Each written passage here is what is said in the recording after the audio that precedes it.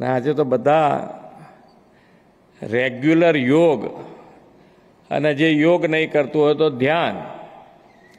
બે વસ્તુમાં થોડો ઘણો કદાચ ફેર લઈ શકાય કે યોગ એ શારીરિક શક્તિ વધારે અને ધ્યાન એ તમારી મનની શાંતિ, એટલે કે મનને એકાગ્રતા. તમે યોગ કરવાની તાકાત ઊભી ક્યાંથી થાય કે યોગ મારે રેગ્યુલર કરવો છે એ ધ્યાનથી થાય,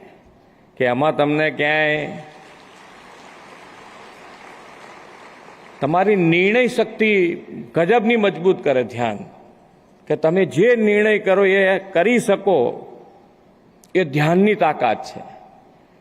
અને યોગ તમને શારીરિક તાકાત આપે કે તમે સવારથી સાંજ સુધીની તમારી દૈનિક ક્રિયા જે છે એ થકાવટ વગર આખો દિવસ પૂર્ણ કરાવી શકે, એ યોગ છે. આ તો બધા પોતપોતાની રીતે આની અંદર વ્યાખ્યા કરતા હોય, પણ મૂળ એની અંદર આપણે આપણું જીવન જે જીવી રહ્યા છીએ, જે પ્રમાણેનું જીવન અત્યારે જોઈ રહ્યા છે, એ બધાની અંદર આ યોગ અને ધ્યાન